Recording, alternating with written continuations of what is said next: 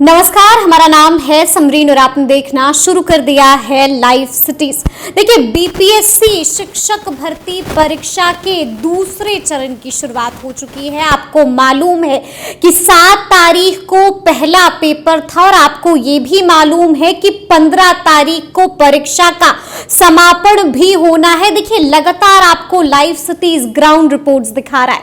लगातार हम अभ्यर्थियों से बातचीत कर रहे हैं और जानने की कोशिश कर रहे हैं कि आखिर परीक्षा का जो पेपर है वो कितना आसान और कितना मुश्किल है। तो देखिए, इसी को लेकर आज हम इसी मौजू पर बातचीत करेंगे और इस मौजू पर सीधी बातचीत करने के लिए हमारे साथ जाने माने शिक्षक रजनीश सर हैं। सबसे पहले बहुत शुक्रिया बात करने के लिए। Thank you so much ma'am. जी जी, आपको भी। चलिए, जैसा कि मैंने शुरू में ही कहा कि परीक्षा की शुरुआत 7 तारीख को हुई और परीक्षा का जो समापन है वो 15 तारीख को होना है। पेपर हो चुके हैं रजनीश सर, पेपर आपके पास भी है। हम देख रहे हैं कि आपने बिल्कुल टेबल पर रख लिया है पेपर।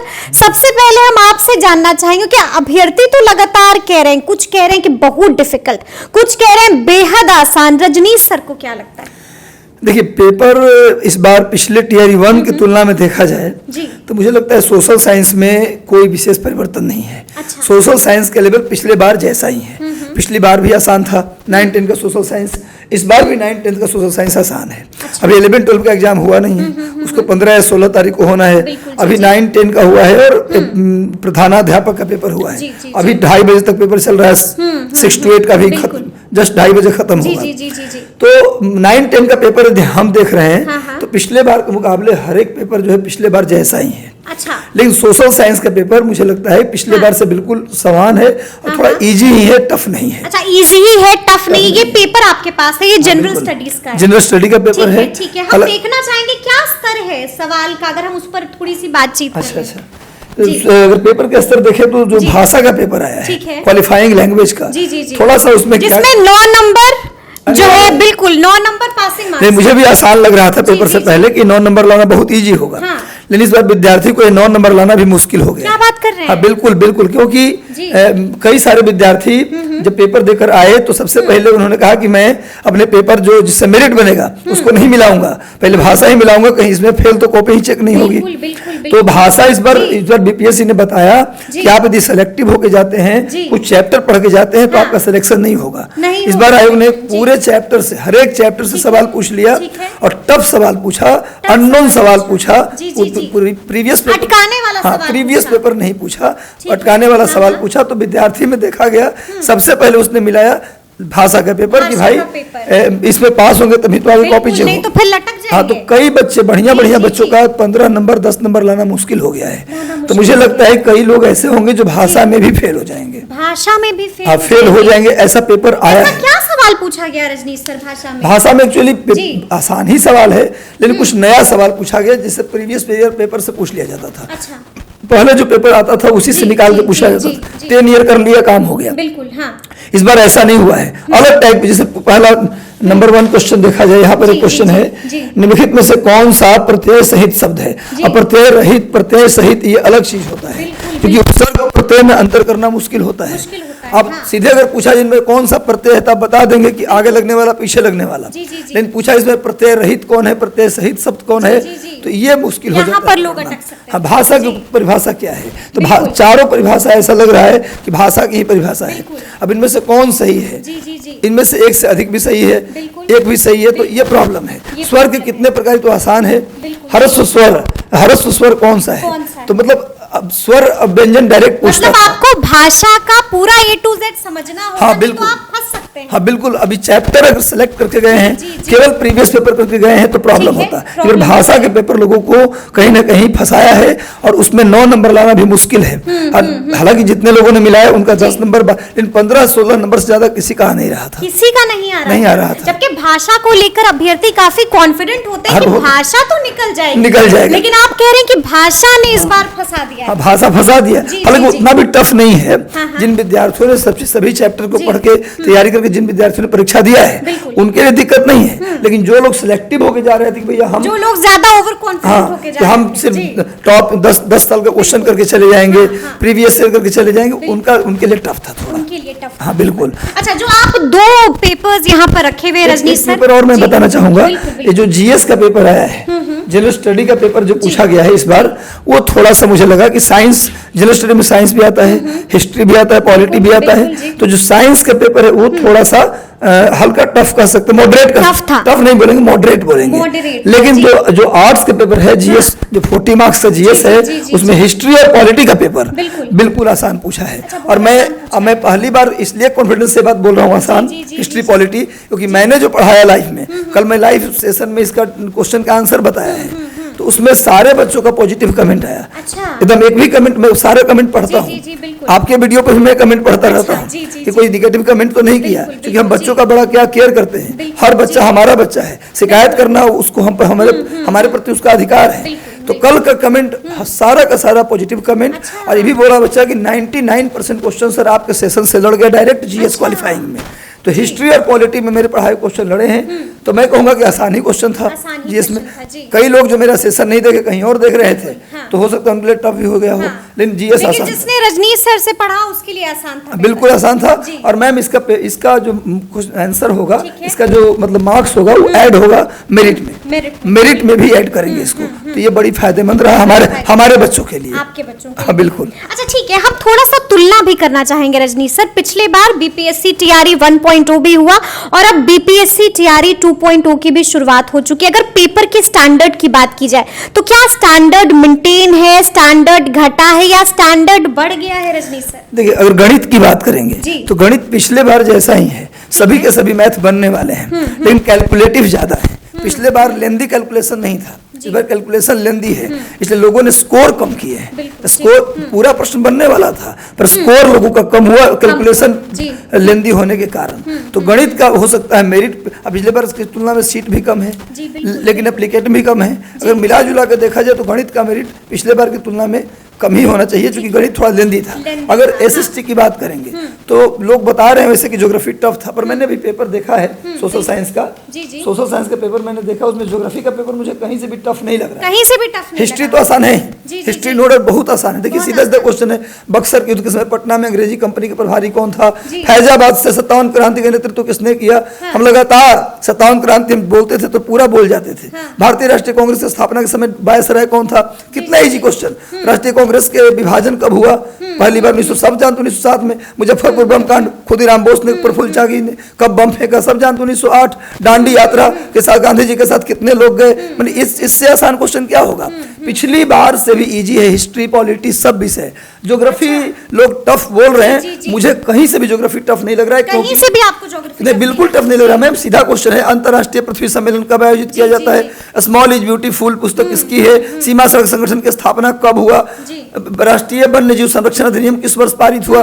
देखिए ये तो पेपर टफ क्यों लग रहा है फिर अभ्यर्थी? फैक्चुअल सवाल यदि आपको याद नहीं है तो टफ लगेगा। यदि आपको सीमा सड़क संगठन की स्थापना कब हुआ नहीं पता, मतलब सवाल मुश्किल नहीं है, आप पढ़ के नहीं गए थे, ये अलग हाँ, ये अलग बात है कि आपको याद नहीं है। पढ़ के विद्यार्थी गया होगा, हो सकता है जो टॉपिक पूछा वो टॉपिक आपने नहीं कवर किया, ऐसा भी हो सकता है। तो मुझे नहीं लगता कि भूगोल भी टफ है, लेकिन पिछले बार की तुलना में मुझे पेपर उसी स्टैंडर्ड के या उससे बिलो लग रहा है। क्या बात कर रहे हैं? अच्छा सोशल साइंस के पेपर, गणित की बात करें, गणित की बात मैं करूं कि पिछले बार के जैसा ही पेपर है, पर कैलकुलेशन लेंदी है, इसलिए लोगों का स्कोर नहीं हो पाया। लेकिन सोशल साइंस पिछले बार के मुकाबले आसान है, इसलिए मेरिट पिछले बार से 5 नंबर उछलेगा। कमेगा नहीं, बढ़ेगा। और मुझे लगता है पिछली बार से हर एक कैटेगरी में 5 नंबर बढ़ जाएगा सोशल साइंस के। और एक बात मैं बताना चाहता हूँ साइंस की, साइंस का लेवल ना तो पिछले बार से टफ है ना आसान है, बिल्कुल उसी लेवल का है, थोड़ा मेंटेन है, थोड़ा टफ ही है, थोड़ा टफ ही है, आसान नहीं है। एक मैथ्स में भी थोड़ा टफ आप कहेंगे, क्योंकि लेंदी था, लेंदी कैलकुलेशन था। एक पेपर और मैं डिस्कस करना चाहता हूँ, हिंदी का, हिंदी भाषा, जो हिंदी जिनका पेपर ही था वो क्वालिफाइंग हिंदी नहीं, 80 नंबर का हिंदी, समझ रहे बात क्या मैं बोल रहा हूँ।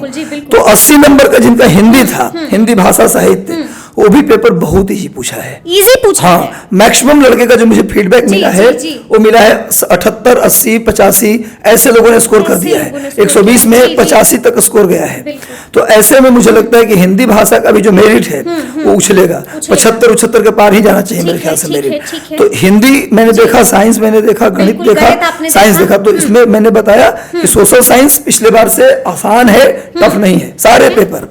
मैं फिर बताता हूँ, हिंदी आसान है, पिछले बार से बहुत आसान, सभी लोगों ने स्कोर बढ़िया किया है। साइंस का लेवल पिछले बार के बराबर है या तो टफ है, लेकिन गणित का लेवल वही है, कैलकुलेशन लेंदी है, लोगों का स्कोर कम हुआ, बस इतनी बात है। इसलिए मुझे लगता है कि ओवरऑल आर्ट का भी पेपर मैंने कल देखा, आर्ट एंड कल्चर, जिसमें मंजूषा कला, पाल कला, मौर्य कला या मधुबनी पेंटिंग वाला जो पेपर है, उस पेपर में भी उतना टफनेस नहीं था, वो भी पेपर आसान। यानी ओवरऑल देखा जाए तो पिछले बार के मुकाबले विद्यार्थी इस बार मुस्कुराया होगा।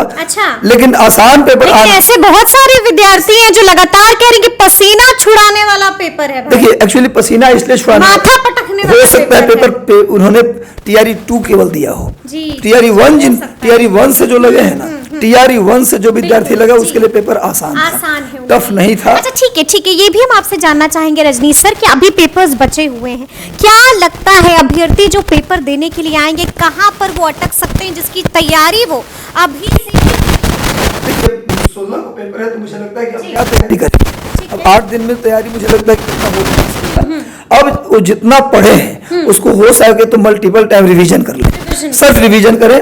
नया पढ़ना हो तो खाली करंट पढ़ लें, आप करंट पढ़ लें। और मैं कहूंगा कि एक बार, चूंकि आज मैं इसलिए पिछली बार मैं दावा नहीं कर रहा था, रियल में पिछली बार PRT में मेरा क्वेश्चन बहुत कम लड़ा था, मात्र 25% लड़ा। मैं स्वीकार करता हूं कि मैं पढ़ाया था रात दिन पिछली बार, लेकिन नहीं लड़ा था क्वेश्चन। पर इस बार मैं गर्व से और दावे से कर रहा हूं, जो मैं बोला जो क्वेश्चन था वही क्वेश्चन उठा के पूछ लिया। करंट में जो अंतिम दिन लिया 250 क्वेश्चन का सेशन, उसमें से डायरेक्ट 4 क्वेश्चन करंट का आया हुआ है। तो मुझे लगता है कि मेरा सेशन बच्चों के एक बार GS के लिए 40 मार्क्स GS के लिए एक बार सेशन मेरा देख ले। मैं अपना प्रचार नहीं कर रहा हूँ, आपकी मर्जी, अब जिसका भी सेशन देख ले, क्योंकि कल लड़ा है क्वेश्चन, इसलिए मैं थोड़ा उत्साहित हो गया हूँ। ठीक है। अच्छा, ये बताइए कि देखिए, अब तो जाहिर सी बात है कि अब सवाल पूछा जाएगा कि कट ऑफ क्या लगता है, कट ऑफ कितना इस बार रजनीश सर? देखिए, एग्जैक्टली कट ऑफ तो हम नहीं बताएंगे, लेकिन हम अनुमान बताएंगे कि भाई क्या रहेगा। सोशल साइंस का कट ऑफ पिछले बार से बढ़ेगा, हटेगा नहीं। पिछले बार से मतलब आप मान के चलिए कि जनरल का कट ऑफ 70 प्लस ही रहेगा, 75 भी जा सकता है, ये विद्यार्थी तैयार रहे। क्योंकि BPSC पिछली बार में TRE 1 में प्राइमरी का कट ऑफ 52-55 बता रहा था, चला गया 68 में। तो इसलिए मुझे लगता है कि 75 से कम नहीं जाएगा, 70-75 के बीच में मान ले कि जो जनरल है वो रख ले, उसी के अकॉर्डिंग बाकी कैटेगरी में कम है। जनरल गर्ल्स की बात करेंगे तो मान के चलिए आप कि 67-68 के आसपास जनरल गर्ल्स का भी कट ऑफ। BC 2 में आप मान लीजिए कि 75 अगर जनरल का जाता है तो BC 2 में 68 से 70 के बीच रहेगा। EWS का भी मेरिट BC 2 के बराबर रहता है, तो लगभग EWS भी उतना ही रहेगा। BC 1 जो है, उस जो EBC जिसको बोलते हैं, उसमें मेरिट हो सकता है कि 60 से 65 के बीच में रहे। मैं एक लंबा ड्यूरेशन बना दे रहा हूँ ताकि उसमें भी बच्चों को तकलीफ ना हो बाद में। उसके बाद SC के मेरिट की बात करेंगे तो 55 के आसपास जाएगा SC के मेरिट। ST की सकता है, रिजर्वेशन बिहार में कम है, हालांकि इस बार 1% बढ़ा दिया गया है, तो जनरल के बराबर ही उनका मेरिट रहता है। तो 75 अगर जनरल का है तो 70 के आसपास ST का मेरिट रह सकता है। लड़की की बात करें तो लड़की में भी वही 4-4 नंबर आप नीचे कर लीजिए। लड़की जनरल का अगर 70 जाएगा तो EWS लड़की का मान के चल सकते हैं कि 65 के आसपास, BC 2 लड़की का भी 65 के आसपास, EBC लड़कियों की बात करें तो 60 के आसपास रहेगा। और अगर मान लीजिए कि आप SC लड़की की बात करेंगे, SC लड़की की बात करेंगे तो ही 50 के आसपास मेरिट उनका रहना चाहिए, 50-52 के आसपास। तो ये मेरिट, क्योंकि पेपर इजी है सोशल साइंस का, हिंदी का पेपर इजी है। ओवरऑल कट ऑफ मैंने बताया है सोशल साइंस का और हिंदी का। गणित की कट ऑफ की बात करें तो गणित का कट ऑफ थोड़ा सा और कम रहेगा, साइंस की कट ऑफ भी कम रहेगा, 60 से 65 के बीच में मान सकते हैं गणित और साइंस रह सकता है, उसी के अकॉर्डिंग आप नीचे आ सकते हैं। ठीक है। अच्छा, एक और चर्चा चल रही है, सुबह से हम देख रहे हैं कि लगातार ये चर्चा हो रही है कि रिजल्ट कब, अनुमान लगाया जा रहा है और कहा जा रहा है कि 15 जनवरी को BPSC TRE 2.0 का रिजल्ट जारी हो सकता है। रजनीश सर को जिस तरीके से आंसर के क्वेश्चन पेपर अपलोड हुआ, पूरे भारत के इतिहास में मैं आयोग को तारीफ करना चाहूंगा कि बच्चे घर नहीं पहुंचे पेपर देकर, पेपर अपलोड था, आंसर की अपलोड था और ज्यादातर आंसर सही अपलोड किया गया है। कहीं भी आंसर में मुझे नहीं लगा कोई आंसर गलत अपलोड। बहुत शानदार आंसर, बहुत शानदार तरीके से कम समय में अपलोड कर दिया गया। मैंने काबिले तारीफ है, मतलब सैल्यूट भी कर जितने, हाँ बिल्कुल सैल्यूट कर रहे हैं। ऐसा है, लोगों को फॉलो अन्य आयोग को भी फॉलो करना चाहिए ऐसा। मतलब जिस तरीके से अपलोड किया गया, मुझे लगता है कि दिसंबर लास्ट जनवरी फर्स्ट वीक में रिजल्ट आ जाएगा। मतलब आपको लग रहा है 15 जनवरी नहीं और पहले 15 जनवरी से भी पहले बिल्कुल, पर जिस तरीके से उन्होंने अपलोड किया है आंसर की और क्वेश्चन, वो 15 तारीख दे दी है मैक्सिमम डेट, कि हम 15 तक मैक्सिमम डेट देंगे। हमको लगता है जिस तरीके से जारी हुआ है 10 से, बिल्कुल 10 से पहले रिजल्ट आएगा। और मुझे लगता है डॉक्यूमेंट वेरिफिकेशन करवा लिया जाएगा जनवरी में, फरवरी में ज्वाइनिंग हो जाएगी, फरवरी में ज्वाइनिंग। हाँ बिल्कुल, बहुत शानदार क्वेश्चन है, क्वेश्चन का लेवल शानदार है, परेशान करने वाला क्वेश्चन नहीं है। जिन विद्यार्थियों ने 2 महीने भी मन लगा के पढ़ा होगा उनका पेपर अच्छा होगा, अच्छा हुआ होगा और मैं शुभकामना ही दूंगा। और चूंकि मैंने जो कट ऑफ बताया है वो मेरा जो बच्चे जो बच्चे फोन किए उनके आधार पर क्वेश्चन पेपर के आधार बताया है। हो सकता है कि मैं गलत भी साबित हो जाऊं इसमें। मैं पिछली बार बच्चों ने मुझे खूब सुनाया था, CRE 1 में कि 52-55 बता रहे थे, चला गया 68, तो मैंने तो आयोग हूँ और मेरे पास 400-500 हज़ार बच्चों का ही फीडबैक आएगा, उसके आधार पर बच्चे में कट ऑफ बताया हूँ। लेकिन ये मान के चलिए सोशल साइंस में कम तो नहीं जाएगा, कंफर्म है। ठीक है, एक आखिरी सवाल, क्योंकि लगातार जो है परीक्षा अभी बची हुई है, लोग जानना चाहते हैं रजनीश सर से कि रजनीश सर गुरु हैं तो गुरु मंत्र दे दें हमें। गुरु मंत्र वही है मैम कि लोग अब नया कुछ न पढ़ें, जो पढ़े हैं उसको इतनी बार पढ़ें कि आपको वहां पर जो आपने पढ़ा उससे क्वेश्चन न छूटे, पहली बात। दूसरा गुरु मंत्र है कि इस बार भी कई लोगों ने गलती किया, रोल नंबर भरना छोड़ दिए, कई लोग बुकलेट सीरीज भरना छोड़ दिए, साइन अंग्रेजी की जगह हिंदी का कर दिए, हिंदी की जगह अंग्रेजी का कर दिए। इसलिए विद्यार्थियों से निवेदन है कि 5 मिनट के बाद आप पेपर शुरू करिएगा, लेकिन पहले आप बढ़िया से अपने जो बेसिक इंस्ट्रक्शंस है उसको फिलफिल कर लीजिएगा।